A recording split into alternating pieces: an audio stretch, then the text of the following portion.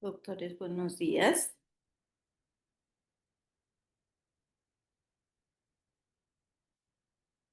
Buenos días, doctora.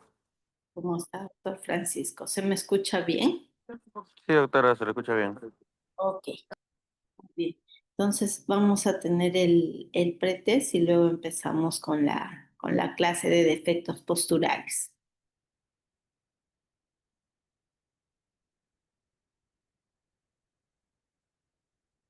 ¿Visualizan el pretest, doctores? Sí, doctora. Ok, muy bien, doctora Ana Lucía, gracias.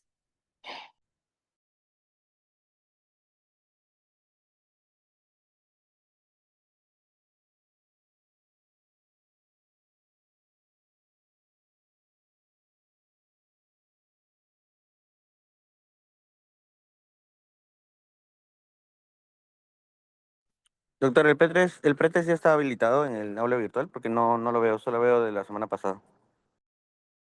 Sí, sí debe estar habilitado, doctor.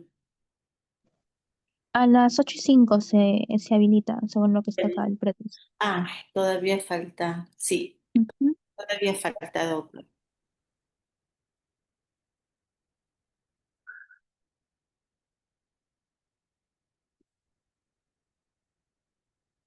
¿El post-test a qué hora lo tienen habilitado, doctora Ana Lucía? A ver, voy a ver. El post-test lo tenemos a las 9:20, doctora. Ya, ok, está bien, para terminar en ese tiempo.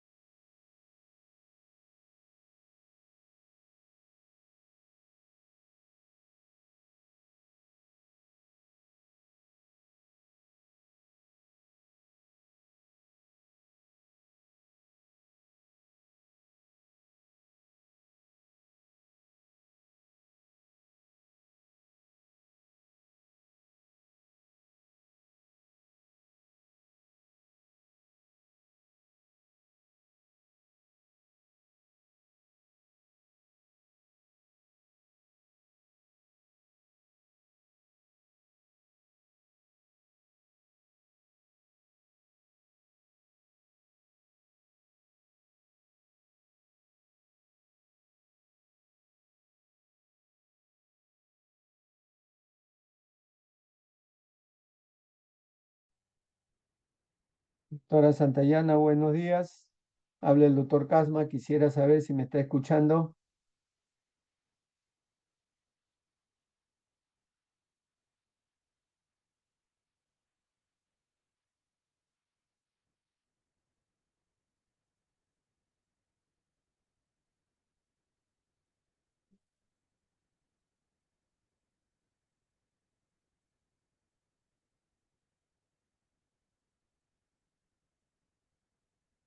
Buenos días, señores alumnos. Les habla el doctor Casma. Quisiera saber si me están escuchando. Sí, Se le doctora. escucha, doctor. Buenos días. Bueno, la doctora Santayana de repente no me escucha. Señores alumnos, no se olviden, estoy viendo 27 participantes. Me quería comentar que a las 8:10 empieza la teoría con la cantidad de alumnos que están presentes y que el post-test se inicia a las 8:05 y dura 5 minutos y que el post-test se empieza a realizar a las 9:20, ¿ya? Eso era quería porque estoy escuchando de que la doctora parece que no está precisando la hora, ¿ya? Bien, para eso era. Sigan adelante, por favor.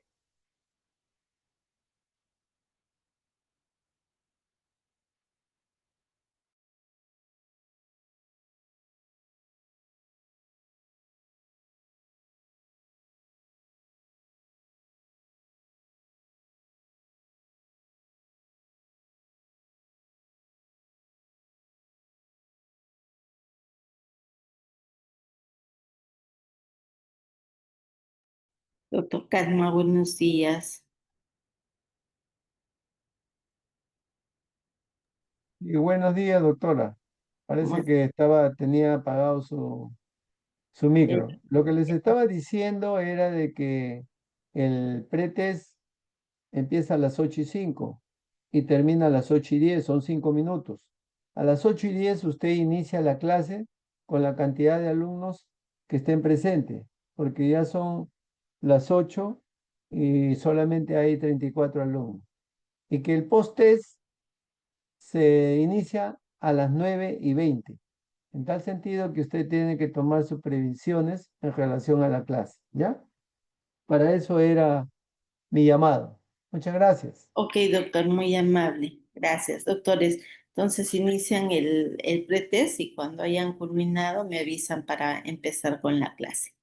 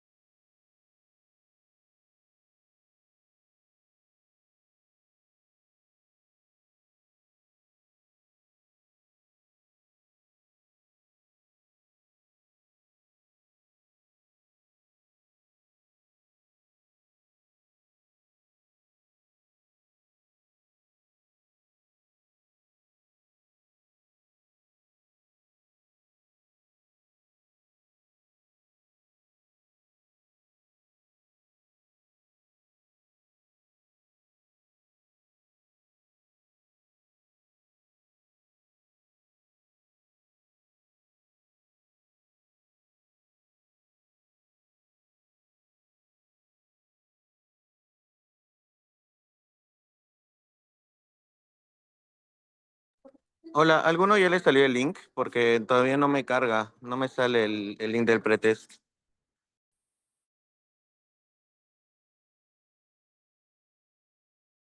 Sí, está más abajo. Está abajo, abajo, ya empezó ya.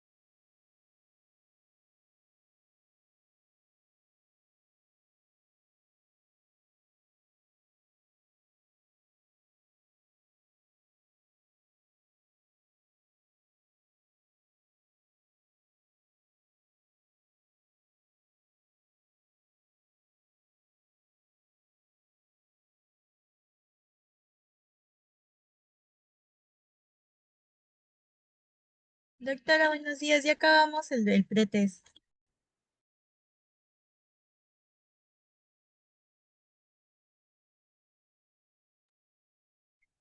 ¿Qué tal, doctores? ¿Todo bien? Sí, doctora, ¿Termin- todo. ¿Sí? ¿Les dio tiempo para terminar las preguntas?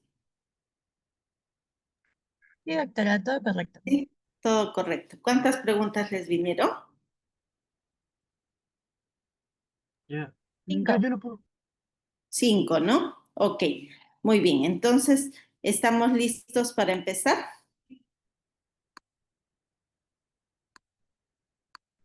Voy a compartir mi pantalla, ¿ya?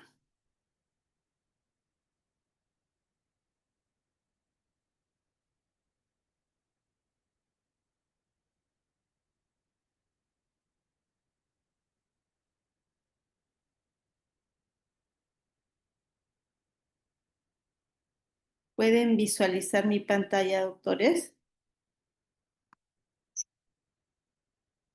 Sí, Sí, doctora. doctora. Sí, Sí, Ok. doctora. Muy bien, entonces, buenos días, doctores. Primero, bienvenidos al curso de Medicina Física y Rehabilitación.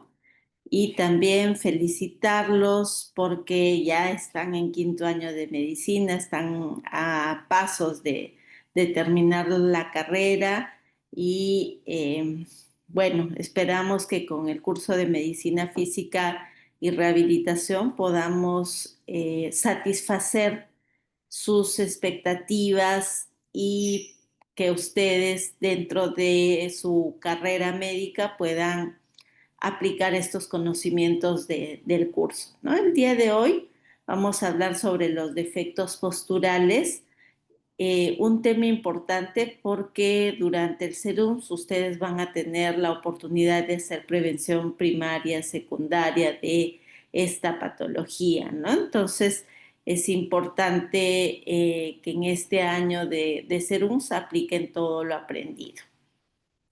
Bueno, entonces vamos a continuar. Perdón, doctores.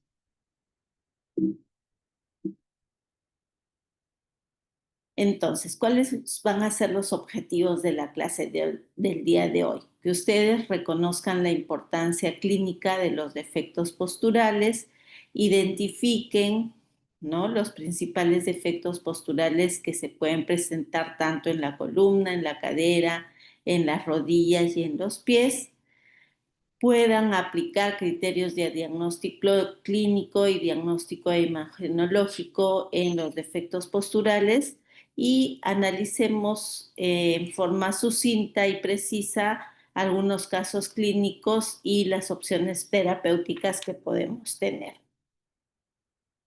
Entonces, para hablar de defectos posturales, ¿no?, es muy importante tener en cuenta la anatomía y hacer un recordatorio anatomofuncional, ¿no? Ustedes saben que ¿cuántas curvas tenemos en la columna? ¿Cuántas curvas fisiológicas tenemos en la columna? 4, doctora. 4, doctora. Ok, muy bien, doctora Daniela. ¿Cuáles son?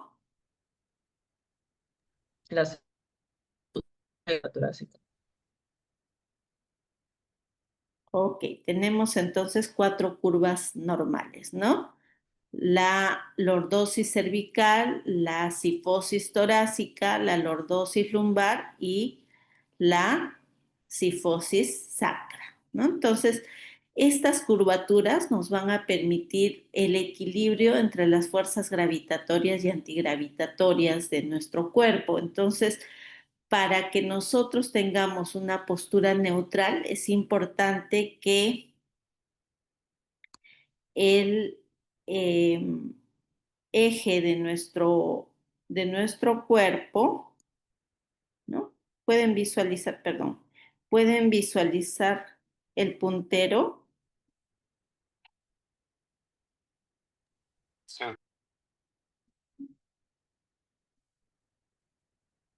¿no? Entonces, es muy importante cuando hablamos de defecto postural tener en cuenta el eje de nuestro cuerpo, ¿no? Y que debe estar en medio de nuestro cuerpo y donde debe haber el equilibrio entre las fuerzas gravitatorias y antigravitatorias, ¿no? Entonces, porque si nuestro eje del cuerpo se desplaza hacia adelante o hacia atrás, entonces no vamos a mantener este equilibrio y se van a dar los defectos posturales. Asimismo, si tenemos una asimetría de miembros inferiores y tenemos una alteración a nivel de la pelvis o una dismetría a nivel de los hombros, también a la larga vamos a tener un defecto postural, ¿no? Por eso es importante buscar el equilibrio entre las fuerzas gravitatorias y antigravitatorias. Además, es importante tener en cuenta el concepto de la postura correcta versus la postura incorrecta, ¿no? Una postura correcta, como visualizamos en la figura, va a mantener los ángulos de 90 grados, ¿no? Tenemos el ángulo de 90 grados de la columna, de la cadera, de la rodilla y de los tobillos y pies, ¿no? Mientras que en una postura incorrecta estamos viendo que hay una angulación del ángulo de la columna y también un discreto descenso del ángulo de la rodilla, ¿no? Entonces, una postura correcta es la que no va a provocar sobrecarga ni de la columna ni de las otras articulaciones. Esta va a ser indolora y nos va a dar mayor eficiencia, ¿no? A diferencia de la postura incorrecta, donde vamos a tener un desequilibrio muscular porque los músculos van a estar tensos y finalmente vamos a tener fatiga y dolor. Entonces, cuando estamos mucho tiempo en la computadora o con el celular, vamos a sobrecargar los músculos trapecios, escalenos y luego vamos a tener dolor, ¿no? Entonces, por eso es importante que adoptemos una buena postura y que esta postura también permanezca por un tiempo razonable de tiempo, de espacio, ¿no? Porque si estamos en una postura adecuada 4 horas, igualmente nuestros músculos se van a agotar y vamos a presentar dolor. Entonces, si no adoptamos una postura adecuada, ¿no? Y sobrecargamos la columna, sobrecargamos la cadera, sobrecargamos la rodilla, los pies, entonces vamos a presentar dolor, afectación de nuestro rendimiento funcional y finalmente nuestra calidad de vida, ¿no? Porque cuando un defecto postural se estructura y es moderado o severo, entonces va a afectar otro tipo de órganos y también va a afectar la parte emocional. ¿Alguna pregunta hasta ahí, doctores? Todo claro, doctora. Ok, doctor Martín.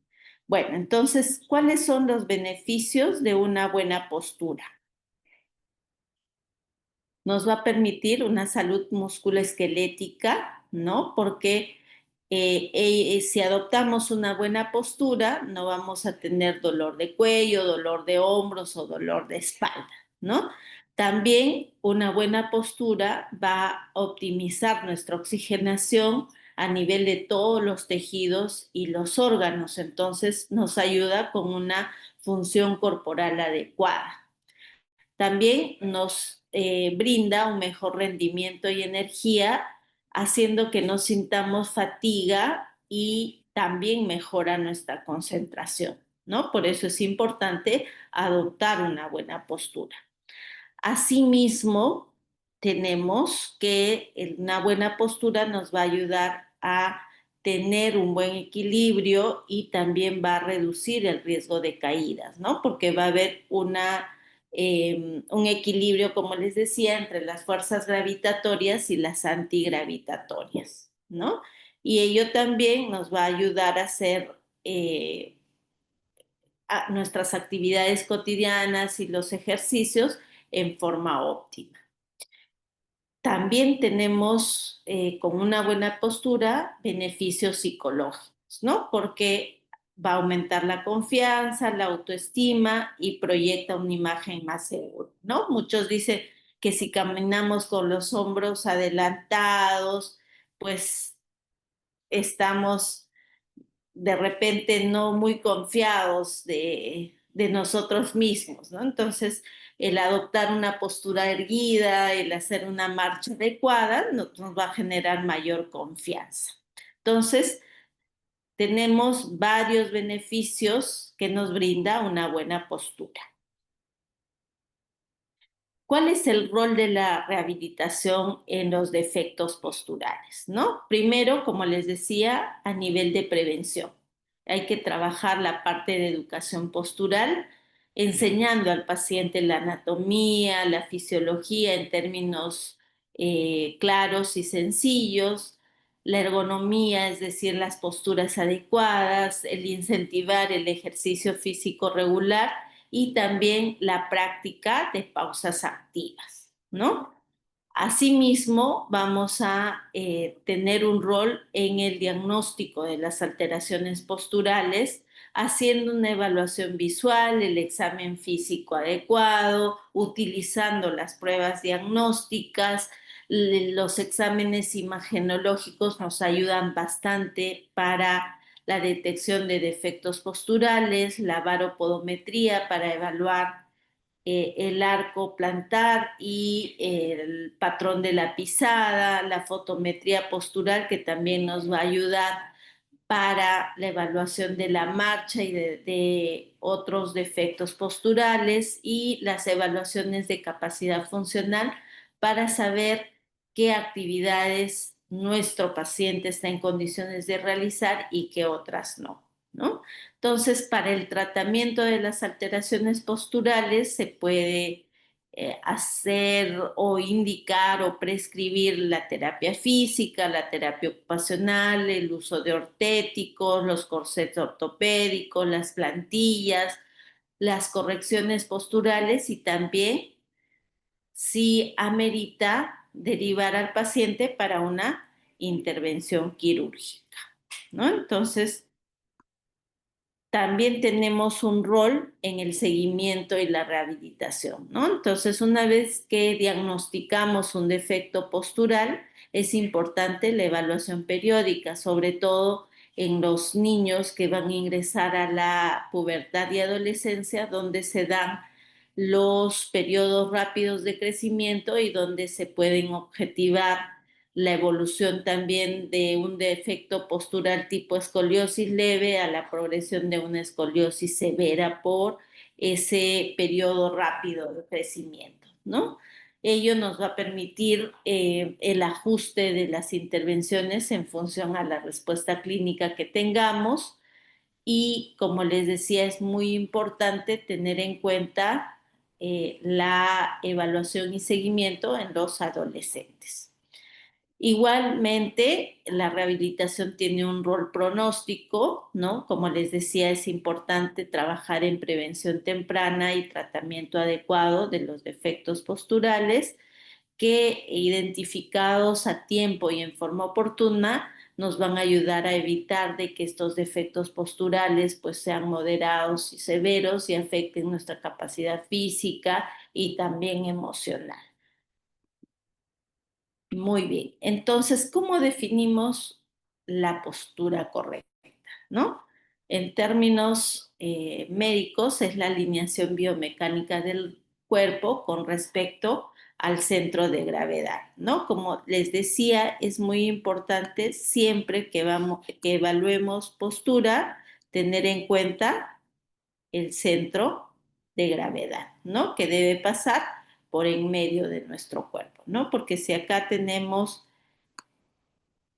una alteración postural, entonces vamos a ver que el cuello y la cabeza están adelantados y por eso, por compensación, está desarrollando una cifosis dorsal, ¿no? Entonces, la postura la podemos evaluar en estado estático, o sea, el paciente parado, ¿no? En una posición posterior y lateral y también en dinámico, ¿no? Cuando el paciente está realizando la marcha.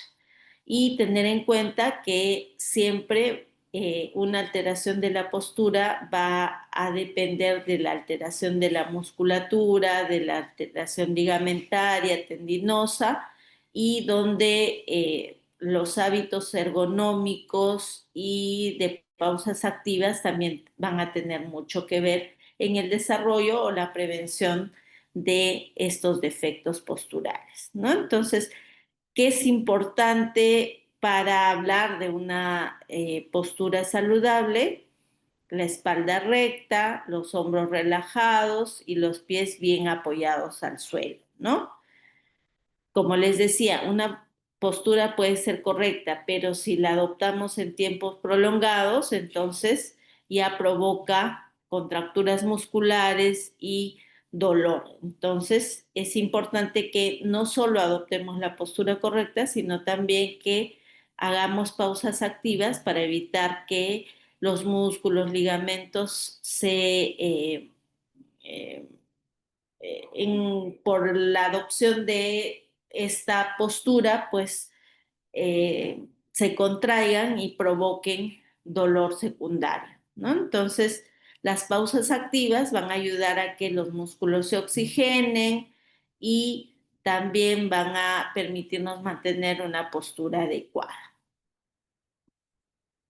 Entonces, la postura ideal, como decíamos, es buscar el equilibrio muscular y la mínima tensión de ligamentos y articulaciones, ¿no? Entonces, repitiendo, en la cabeza es muy importante que luego de trazar la perpendicular, ay, perdón, ya me fui.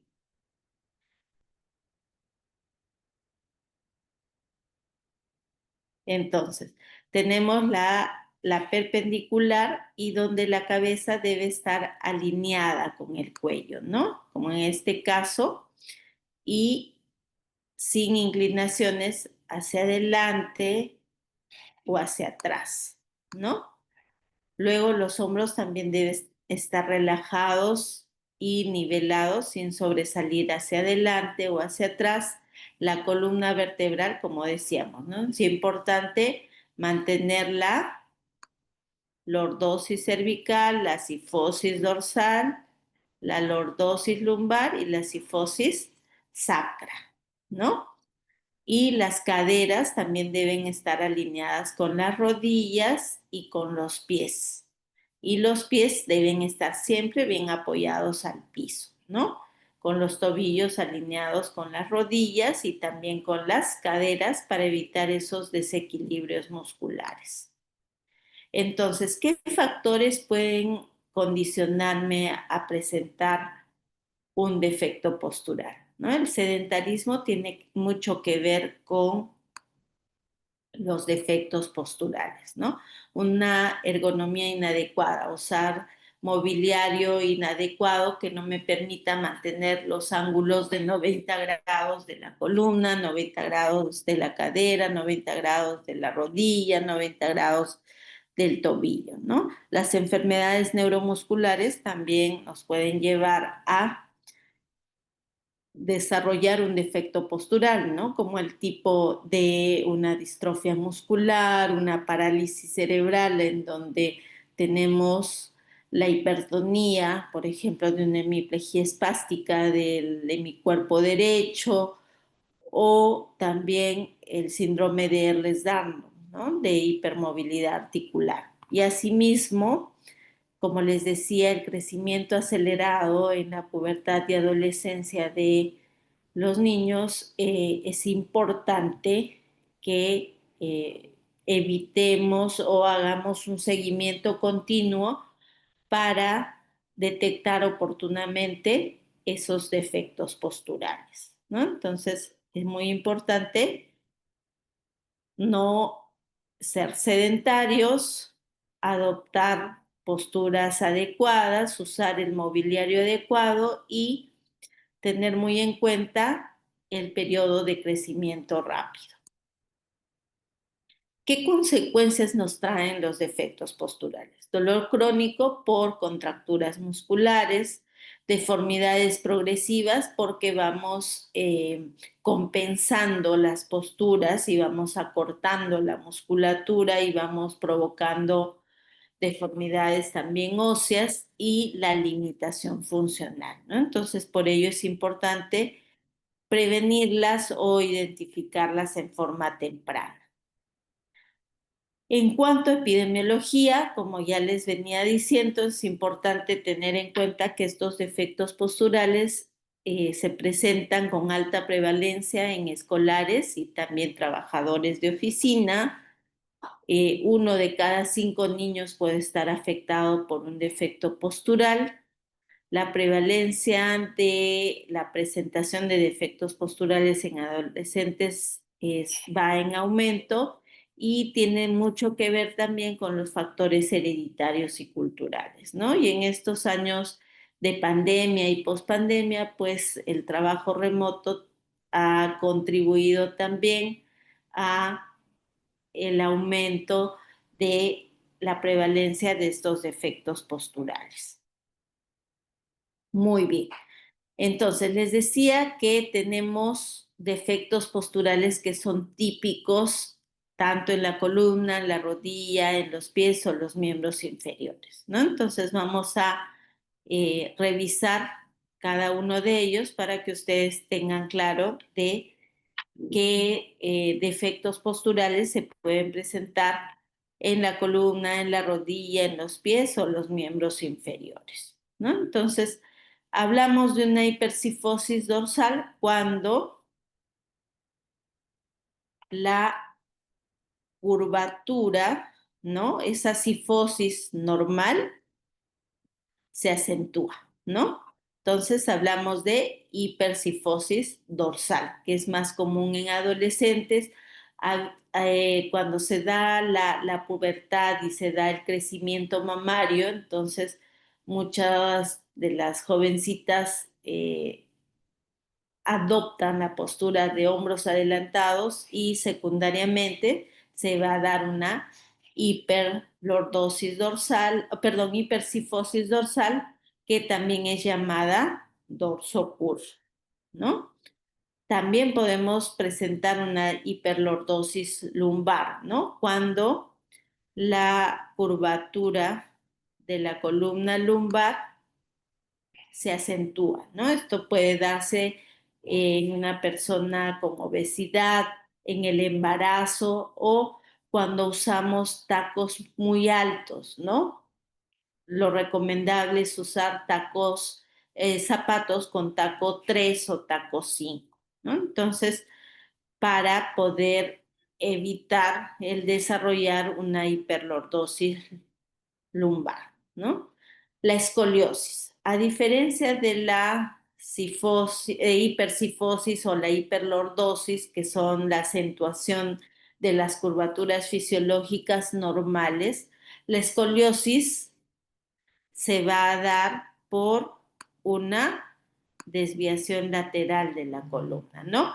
Que puede ser a nivel dorsal o a nivel lumbar, ¿no? Lo cual nos va a condicionar asimetría de hombros y asimetría pélvica, ¿no? Y la visualización de la desviación lateral de la columna.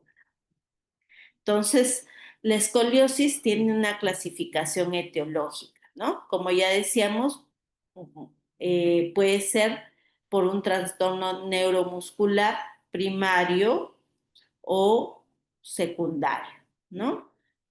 Alteraciones musculares, las distrofias musculares, la enfermedad de la siringomielia, el mielomeningocele también me puede provocar eh, escoliosis congénita, ¿no? Por una malformación vertebral, pero el 80% de estas escoliosis van a ser idiopáticas, ¿no? Es decir, que su causa es desconocida. Por eso es importante la prevención. ¿Alguna pregunta, doctores, hasta el momento? Doctora, las enfermedades congénitas, ¿cuáles mencionó? No llegué a El, escuchar. el mielomeningocele, doctora. Ya, gracias. Ok.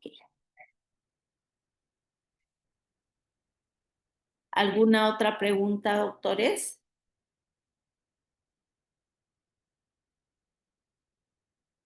¿Todo está claro hasta el momento? Bueno, Sí, las doctora. Gracias, doctora. Las escoliosis también pueden ser estructurales o funcionales, ¿no? O sea, estructurales cuando ha habido una rotación vertebral y el defecto ya no se corrige, ¿no? Entonces, mientras que en la funcional, pues vamos a ver en la inspección posterior en la desviación lateral, pero al hacer la maniobra de Adams, la alineación de la columna se va a corregir, ¿no? Entonces, es funcional, ¿no? Por eso es importante detectar la escoliosis en el periodo de crecimiento de los niños para poder compensarla, ¿no? Porque una vez que termine el periodo de crecimiento, el objetivo de la rehabilitación ya no es mejorar la escoliosis, sino evitar que progrese.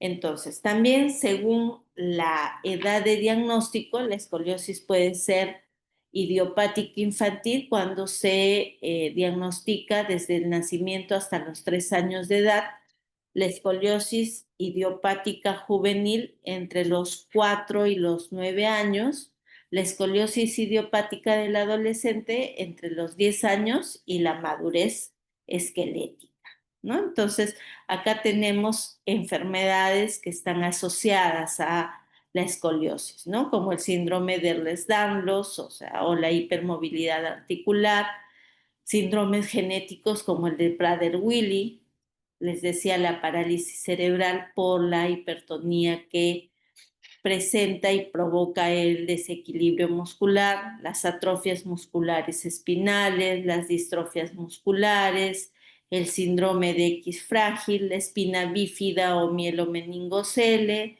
el síndrome de Marfan, la neurofibromatosis, la siringomielia y también el prolapso mitral, ¿no? Entonces, cuando tengamos un paciente que tiene un síndrome genético, es importante evaluarlo y hacer seguimiento periódico para evitar las deformidades o si se presentan, estas sean lo más leves posibles, ¿no?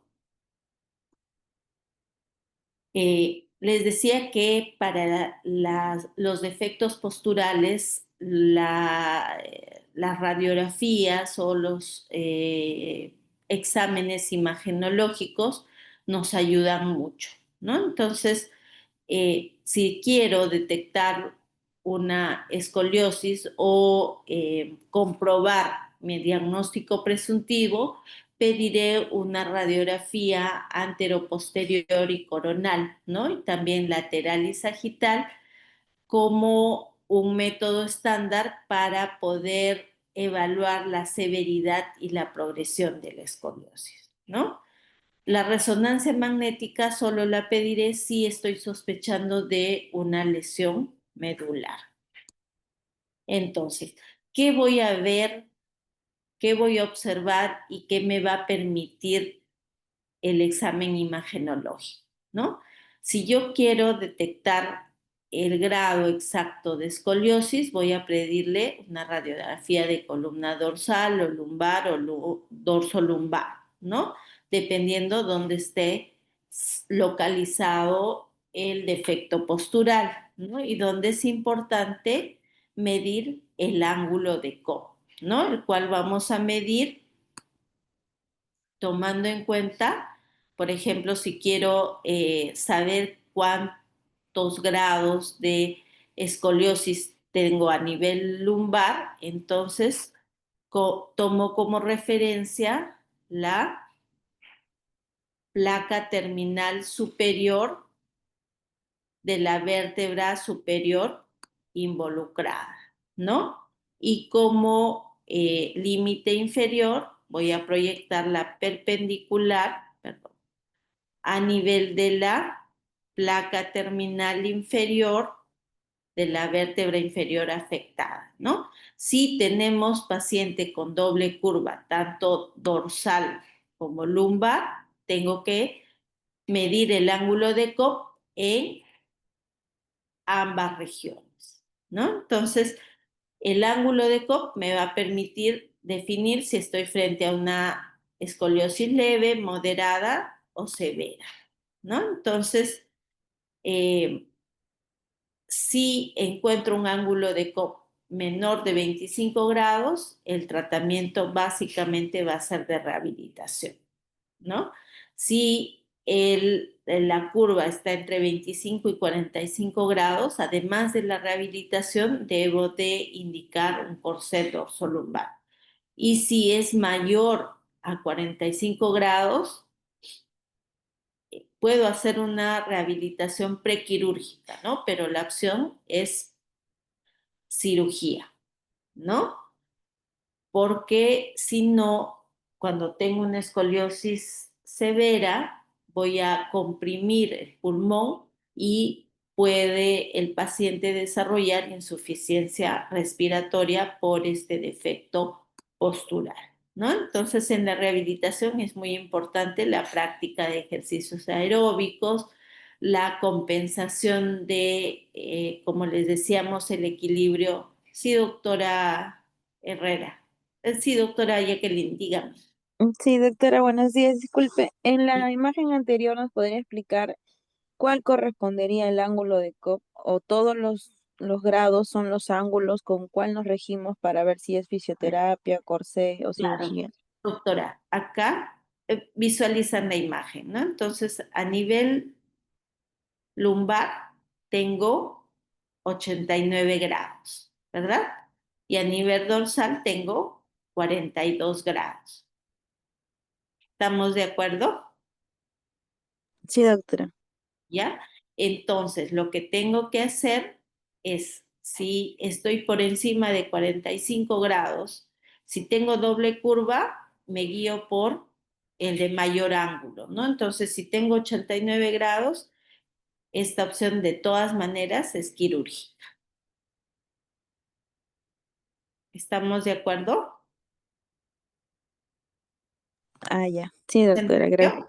¿Ya? Si me olvido, suponiendo que no tengo una desviación lateral dorsal ni lumbar y solo sacra y tengo esta angulación de 47 grados, ¿cuál sería la opción terapéutica, doctora? También sería cirugía, doctora. Quirúrgica. Ok, muy bien. ¿Se entendió, doctores?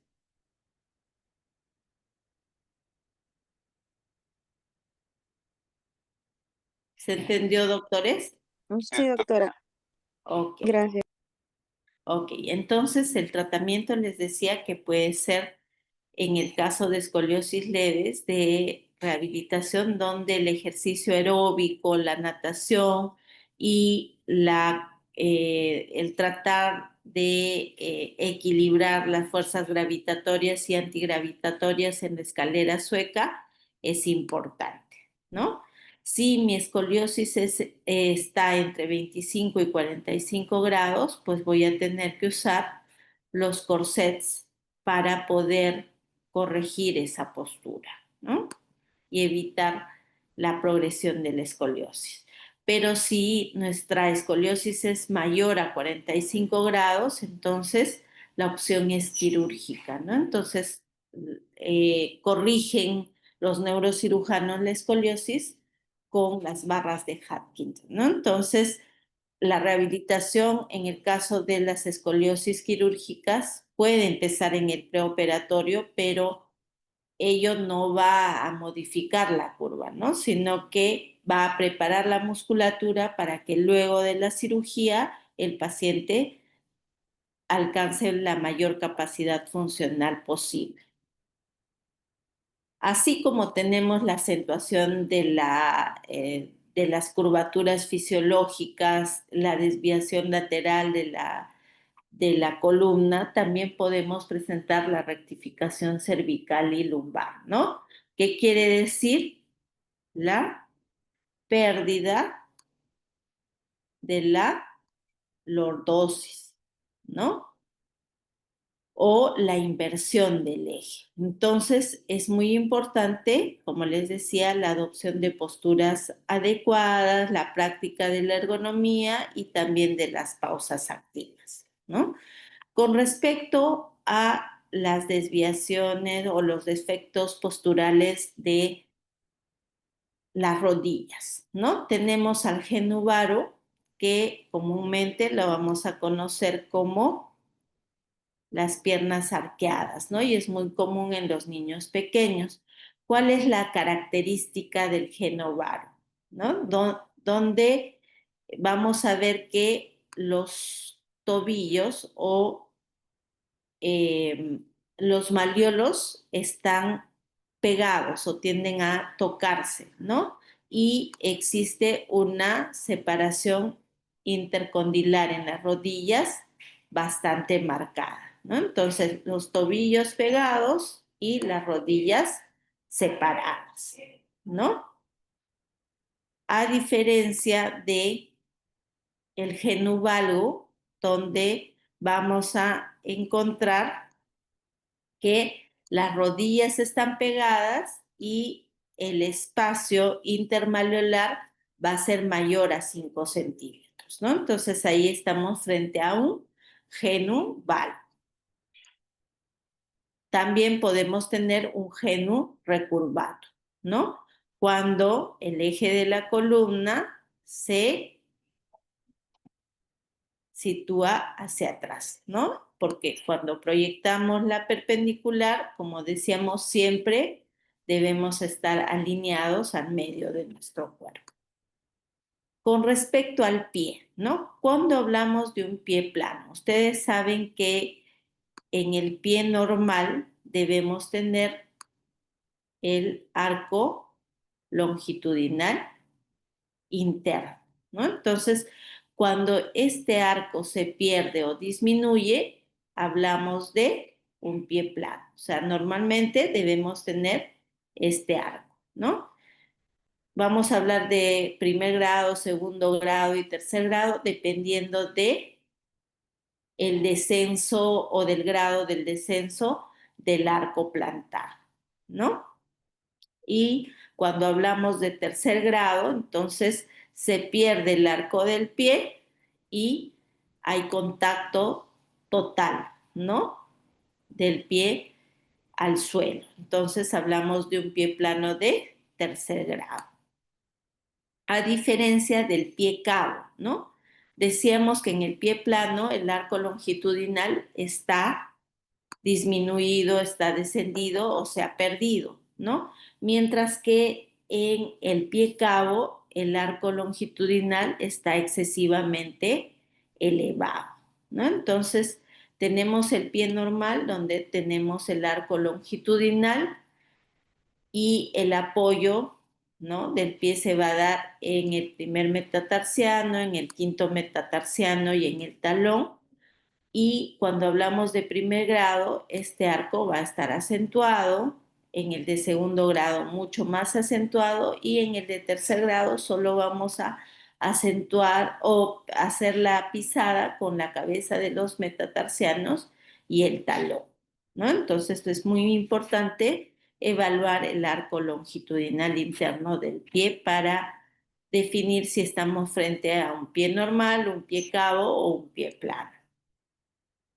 Muy bien, entonces en la anamnesis es importante tener en cuenta si el paciente presenta dolor, si los papás o los abuelos han tenido algún defecto postural evidente, si el paciente desarrolla algún tipo de actividad física y si tiene noción de las pautas ergonómicas, ¿no? Entonces, ¿qué es importante que objetivemos en la anamnesis cuando estamos pensando en un defecto postural? Que identifiquemos el tipo y la causa del defecto postural, diferenciar entre, les decía, las alteraciones funcionales y las estructurales, porque en las estructurales ya no vamos a cambiar ese defecto, ¿no? Sino vamos a evitar que progrese, ¿no? Y también orientar al paciente hacia una intervención de tratamiento adecuado, ya sea de rehabilitación, de corrección postural, del uso de ortesis o de cirugía en el caso de pacientes con un defecto postural severo. Entonces, cuando examinamos un paciente para evidenciar un defecto postural, Como les decía, es importante la evaluación posterior y la evaluación lateral, ¿no? Proyectamos la perpendicular y proyectamos la perpendicular y podemos ver las desviaciones, ¿no? Laterales, ¿no? La simetría de hombros, la simetría de la pelvis, el espacio intercondilar, el espacio intermalleolar, ¿no? Y en la inspección lateral podemos ver la rectificación del eje cervical, la hipercifosis dorsal, la hiperlordosis lumbar, la hipercifosis sacra, ¿no? Muy bien. En el examen dinámico lo vamos a evaluar mediante la marcha, que también nos va a permitir evidenciar trastornos en la movilidad articular y evaluar la simetría muscular entre el lado derecho y el lado izquierdo, ¿no? Las escalas funcionales lo que nos van a permitir es valorar qué actividades puede desarrollar el paciente a pesar de el defecto postural o la patología que presente para poder evaluar la concordancia y la exigencia de una carga laboral o carga educativa o definir qué tipo de actividad física puede realizar. También tenemos pruebas complementarias, ¿no? Les decía que la radiografía nos va a ayudar mucho para la detección de los defectos posturales, nos va a ayudar a detectar el ángulo de Cobb y definir si estamos frente a una escoliosis leve, moderada o severa y nos va a dar la opción terapéutica, ¿no? La baropodometría es un examen que nos va a permitir la distribución de la presión, ¿no? Del pie, ¿no? Va a podernos definir si estamos frente a un pie cabo o un pie plano, ¿no? Evaluando el arco longitudinal interno y también va a evaluar la marcha, ¿no? La fotometría postural nos va a ayudar a detectar asimetrías y también alteraciones específicas de los músculos afectados y trastornos de la marcha. Dentro de nuestro rol es muy importante la higiene postural, ¿no? O sea, que el paciente aprenda de la anatomía de su columna, de que entienda por qué tiene dolor por la contractura muscular, porque se acentúa la hiperlordosis lumbar. Por ejemplo, una embarazada acude a consulta y dice que tiene dolor, entonces tomar en cuenta que es debida a una hiperlordosis lumbar y que es importante que relajemos los músculos paravertebrales dorsolumbares, que le indiquemos el zapato adecuado, que no debe tener más de un taco 5, ¿no? Y la importancia de la postura al dormir, que debe ser en decúbito lateral, con una almohada entre las rodillas y una almohada en el cuello, ¿no? Entonces también es importante tomar en cuenta la ergonomía en el trabajo y en el estudio y enseñarle al paciente, ¿no? Cómo debe levantar los objetos, por ejemplo, ¿no? Eh, si tenemos un repostero muy alto, en vez de empinarnos y hacer carga de peso con los brazos, debemos usar una escalerita para que no levantemos peso por encima de nuestros hombros y no estemos condicionando nuestra columna a una hiperextensión, ¿no? Igual, para lavarnos los dientes hay que evitar ponernos en esta postura en diagonal de la columna porque eso también provoca una sobrecarga muscular, ¿no? La idea es siempre adoptar una postura que me permita mantener mi centro de gravedad en la mitad de mi cuerpo, ¿no? Igualmente, si voy a estar mucho tiempo de pie, debo de usar los banquitos y alternar entre una pierna y otra pierna para que mi columna se mantenga equilibrada y mi eje también se mantenga en medio del cuerpo, ¿no? Igualmente, para tender la cama, por ejemplo, es importante flexionar las rodillas, las caderas y evitar flexionar la columna.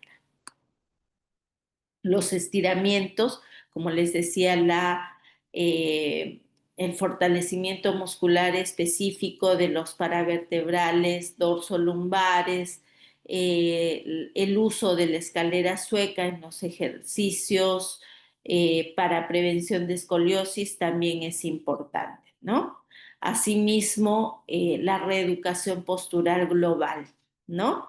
Para corregir las asimetrías posturales, restablecer el equilibrio, mejorar la movilidad articular y también la alineación de la columna, ¿no? Entonces, la rehabilitación postural global nos va a permitir el alivio de dolores musculares y articulares, nos va a permitir mejorar la flexibilidad y la fuerza y también y nos va a permitir la corrección de desviaciones posturales, ¿no? Entonces, si hay dolor, si hay contractura muscular, puedo usar la electroterapia analgésica y las compresas frías o calientes si hay mucho dolor o si hay mucho dolor, usaré las compresas frías, ¿no? Si hay mayor contractura muscular, usaré las compresas calientes.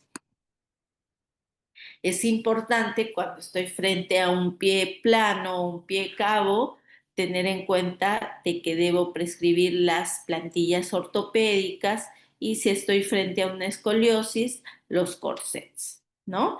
Dependiendo también del grado, como decíamos, si estamos frente a una escoliosis leve, entonces la rehabilitación es la opción terapéutica más importante.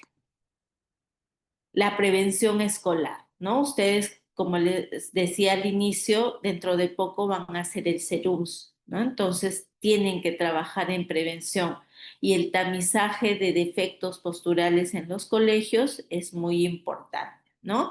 Y enfatizar también en el uso adecuado de las mochilas, ¿no?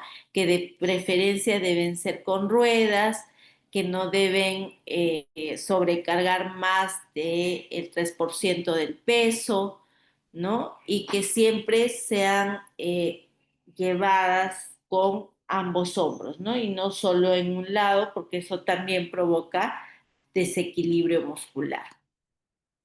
El mobiliario escolar y laboral también es muy importante, ¿no? Como les decía, siempre debemos buscar una silla con un respaldar recto, lo más ancho posible, y evitar las sillas giratorias, ¿no? Porque si no, estamos rotando la columna y eso puede condicionar a contracturas musculares y dolores.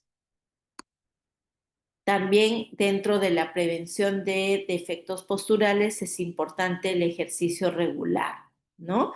Y la natación es uno de los deportes más completos y que nos van a ayudar mucho en la prevención y en el control de los defectos posturales.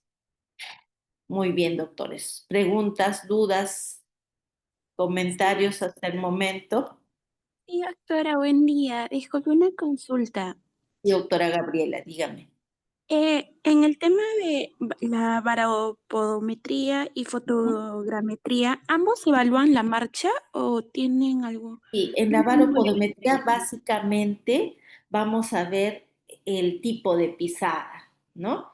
En cambio, en la fotometría o el laboratorio de marcha vamos a evaluar la marcha en general, ¿no? Entonces, no solo me va a evaluar miembros inferiores o los pies, ¿no? Sino va a evaluar todo nuestro cuerpo, ¿no? Y va a evidenciar cómo la fuerza muscular de, por ejemplo, los paravertebrales, los isquiotibiales, los gemelos, y nos va a ayudar a definir cuáles debemos potenciar, ¿no? es un estudio con electrodos. En cambio, la baropodometría es una plataforma donde el paciente camina y nos va a permitir ver, como les decía, el tipo de pisada, la ampliación de la base de sustentación, ¿no? Básicamente para ello. Muchas gracias, doctora. ¿De qué, doctora? ¿Alguna otra pregunta, doctores?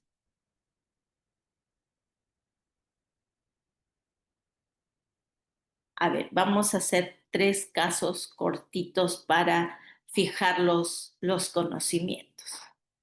¿Quién quiere leer el primer caso?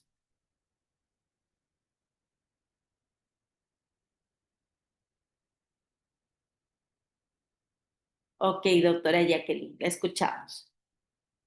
Escoliosis en adolescente de 14 años. Adolescente de 14 años con diagnóstico de escoliosis idiopática.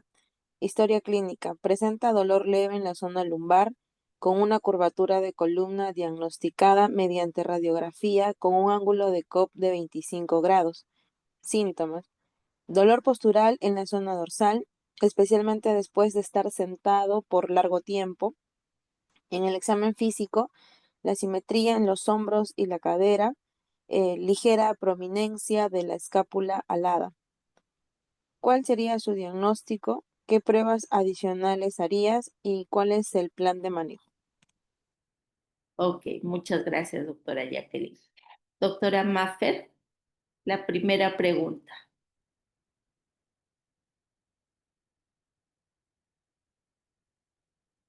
Sí, doctora, buenos días. ¿Me escucha? Sí, doctora, la escuchamos. Bueno, se podría decir que la paciente posee cierto nivel de lumbalgia. Como se ve que tiene el ángulo de copa en 25 grados, pues sí entra dentro de un diagnóstico de una escoliosis, ¿no? ¿Ah? ¿Una Entonces, escoliosis de qué grado, doctora? de un grado leve que se puede tratar con fisioterapia. Ok. ¿Qué examen le pediría para confirmar el diagnóstico de escoliosis?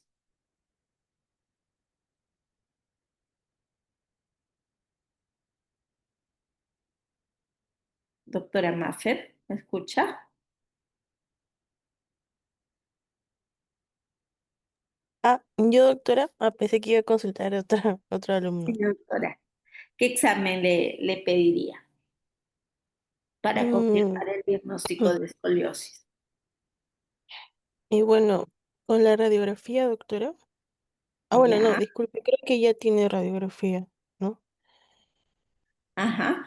Pero el examen más adecuado para definir el ángulo de la escoliosis y la severidad de la escoliosis es la radiografía dorsolumbar o lumbosacra, dependiendo del nivel de la desviación, ¿verdad? Y como Sí, bien doctora. decía la doctora Maffer, el tratamiento básicamente es de rehabilitación, ¿no? E indicarle también la práctica de la natación. Muy bien, doctora Maffer. Segundo caso, voluntario para leer o voluntario. Doctora, Sí, doctora. disculpe, ¿y por qué sería aconsejable la natación? O sea, Doctora, ¿cómo? la natación es el deporte más completo, ¿no? Entonces, en la natación trabajamos tanto el lado derecho como el lado izquierdo, ¿no? Y acondicionamos la musculatura de todo el cuerpo. Entonces, por eso es importante la práctica de la natación. Eso le ayuda entonces, doctora, para que no avance más o no se prolongue. Exacto. Así es, así es, así es. Ok. Ok. Doctora, una pregunta. Sí, doctora. ¿La fisioterapia solo le va a ayudar para que, o sea, que la columna ya no se desvíe más o también para que mejore la angulación? No, si es un niño que está en periodo de crecimiento, por eso la importancia de actuar a tiempo, ¿no? O sea, porque si estamos en el periodo de crecimiento, podemos mejorar el ángulo de la escoliosis, ¿no? Sin embargo, cuando ya el paciente dejó de crecer, el objetivo cambia, ¿no? Y básicamente es evitar la progresión de la escoliosis. Entonces, en este niño de 14 años todavía se podría mejorar la angulación de la Claro, columna. claro, claro, por supuesto, por supuesto. ¿Y hay algún tiempo, por así decirlo, ya fisioterapia 2 meses y si no mejora la columna, la angulación, pasamos a otra terapia? ¿O Claro, siempre doctora, pasa? lo que hay que ver, como les decía, ¿no? En el periodo rápido de crecimiento hay que evaluar al paciente mensualmente, ¿no? Y si vemos que ha progresado, pues tenemos que tomar opciones más drásticas, ¿no? O sea, el uso de corset y ser muy incisivos en las posturas ergonómicas y en la práctica de los ejercicios, ¿no? Gracias. ¿De qué, doctora? Caso 2. A ver, doctora Ana Rosa.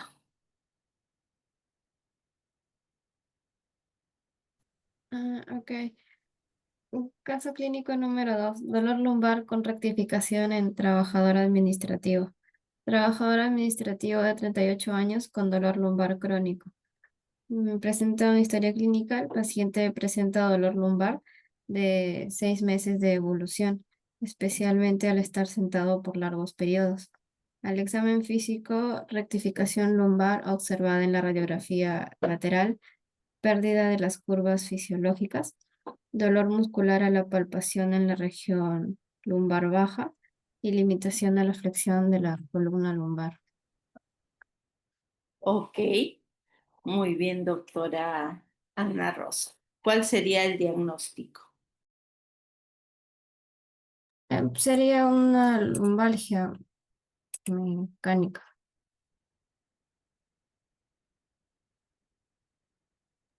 Ok, doctora. ¿Y en el examen físico qué estamos observando? Mm, que tiene dolor muscular a la palpación en la región lumbar ¿Qué y más? limitación en la flexión. ¿Qué más? Hay pérdida de las curvas fisiológicas. Exacto, ¿no? Y hay una rectificación lumbar. Entonces, nuestro diagnóstico sería una rectificación lumbar, ¿no? ¿Cómo lo confirmo? Con la radiografía Ok, una radiografía dorsal o lumbosacra. lumbosacra, ¿Lateral o frontal? lateral. Ya. ¿Cuál sería el manejo? Bueno, le como medidas generales ergonómicas y fisioterapia, rehabilitación. Ok. Y le puedo indicar si tiene dolor, compresas calientes, corrientes analgésicas, pero sobre todo la elongación y el fortalecimiento muscular, ¿no? Muy bien, doctora. Caso 3, doctora Génesis.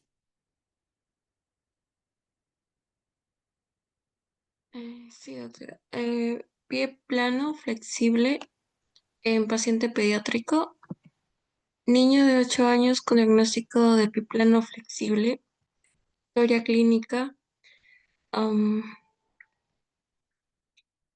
el paciente presenta dolor en los pies tras caminar distancias largas, especialmente al final de la jornada escolar. Examen físico, desaparición del arco plantar al estar de pie,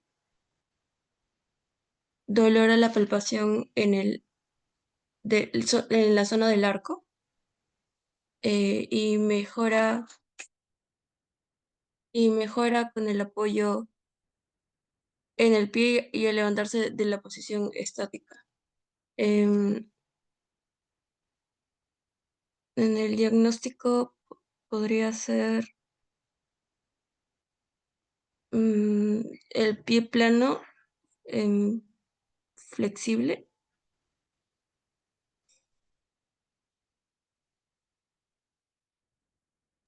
Perdón, doctor, estaba hablando con el micro apagado. Ya sería el pie plano, ¿no? ¿Qué pruebas adicionales me permitirían saber si estoy frente a un pie plano de primer grado, segundo o tercer grado? Mm, bueno, la radiografía y, las pruebas de exploración. ¿Ya? ¿La baropodometría me ayudaría? Sí, Claro, te pediría una baropodometría, ¿no? Para tener un examen más específico o una podoscopía si no tengo el equipo de baropodometría, ¿no? Donde me va a permitir ver los puntos de apoyo y también el tipo o el grado y el tipo de plantilla ortopédica que voy a indicarle, ¿no? Ujú. ¿Cuál sería el tratamiento, doctora Génesis? bueno, se usaría plantillas como usted mencionó en la clase. Y Las plantillas, ¿no? O sea, es un niño de 8 años, el arco del pie se termina de formar hasta los 5 años, ¿no? Entonces, hasta los 5 años hay que evitar plantillas en los niños, salvo sean muy evidentes los defectos posturales, ¿no? Y la idea también es la rehabilitación para fortalecer la musculatura de la fascia plantar y también elongar los isquiotibiales y gemelos, ¿no? Y la natación y el caminar en la arena, en el mar, el caminar vertiendo el pie también nos va a ayudar, ¿no? Doctor, una consulta. ¿Por qué este pie plano flexible? ¿Por qué ese término? Claro, es que cuando lo vamos a evaluar en la baropodometría, ¿no? Como es un pie plano de primer grado, va a haber pasos en los que va a compensar y se va a ver más el apoyo del arco plantar, ¿no?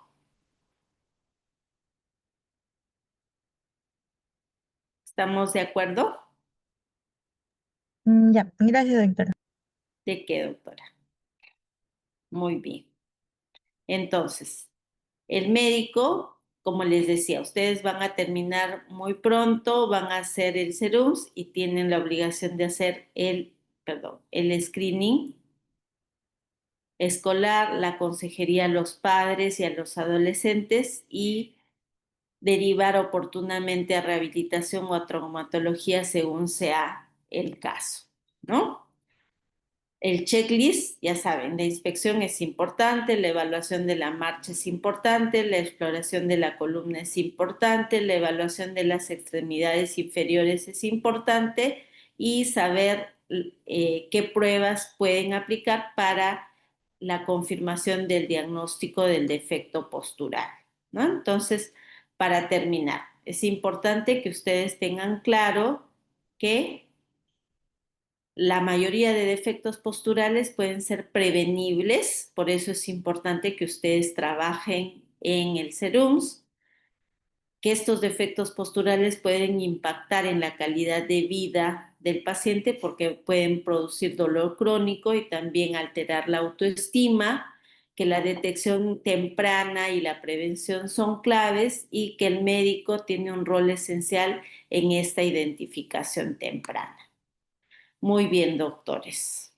¿Dudas, preguntas, comentarios? Doctora, tenía una consulta. Ay, disculpe. Sí, dígame, doctora. La escoliosis quería saber si es una enfermedad, digamos, congénita, porque según los grados que menciona y hablando de la prevención, como hay, no grados, sino hay escoliosis clasificación, ¿no? Idiopática infantil, juvenil, adolescente. Entonces, es que nosotros debemos de, digamos, sugerir a la mamá que evalúe a su niño desde que nace, por eso le consultaba si es Claro, congénita o de tiene, repente se da a los 4 años y por eso ya es claro, una idiopática juvenil.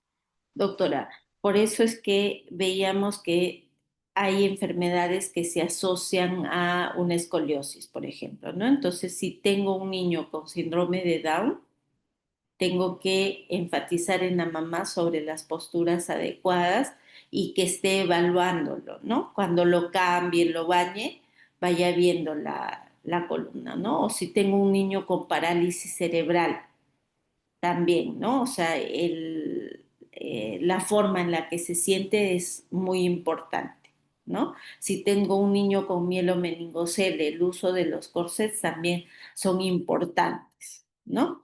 Pero, como les decía, el 80% de las escoliosis son idiopáticas, entonces no tienen una enfermedad de fondo, ¿no? Una causa importante. Entonces, la parte de cuando entra el niño en el periodo de crecimiento rápido, entonces es donde tenemos que educar a los padres para que evalúen, ¿no?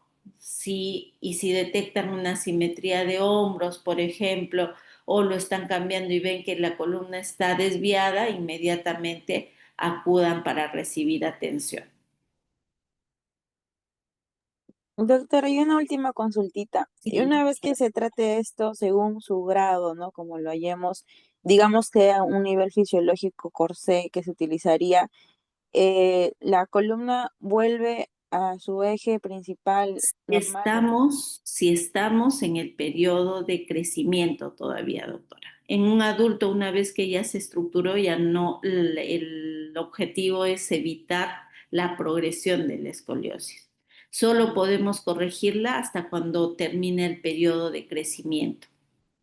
Ya, doctora. Entonces ahí, si lo encontramos en periodo de crecimiento, lo ayudamos, lo Ahí corregimos, ya tenemos. nunca más regresa. O sea, Claro, adoptando la la... idea es identificar la causa y si, por ejemplo, está siendo porque tiene una asimetría de miembros inferiores, ¿no? Con una diferencia de 2 centímetros entre la pierna derecha y la izquierda, entonces el indicarle el zapato con el alza compensatoria va a evitar que esa escoliosis también progrese, además de la rehabilitación, ¿no?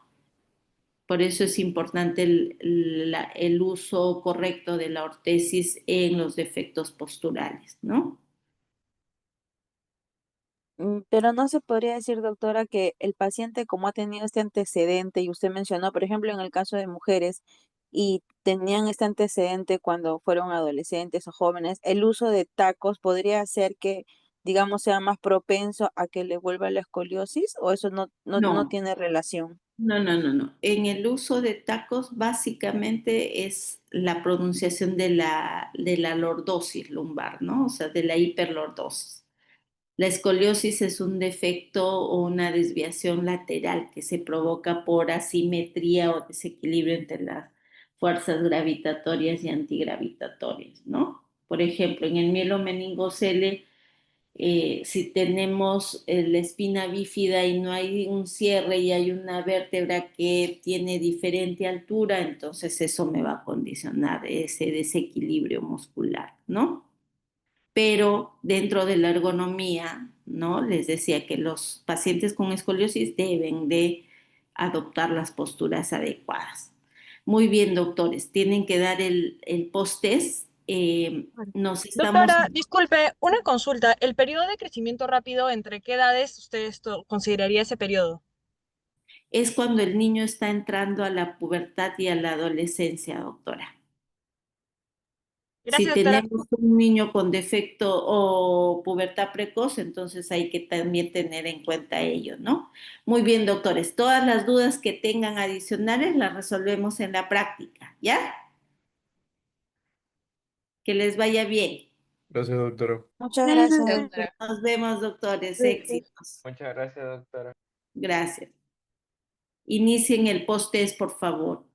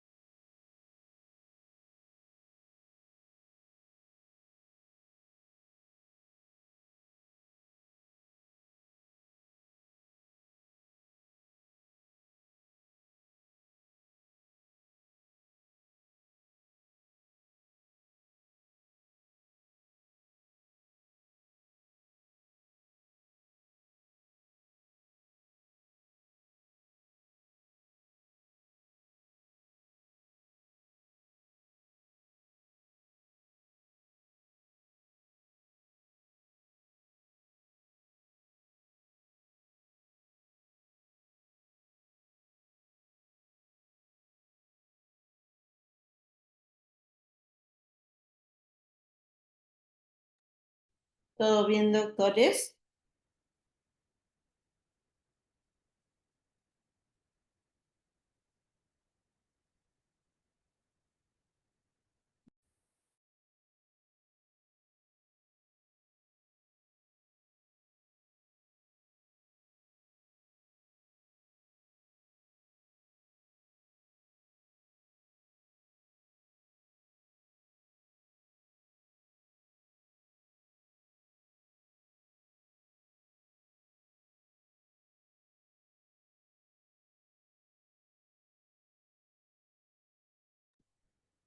Doctores, ¿todo bien?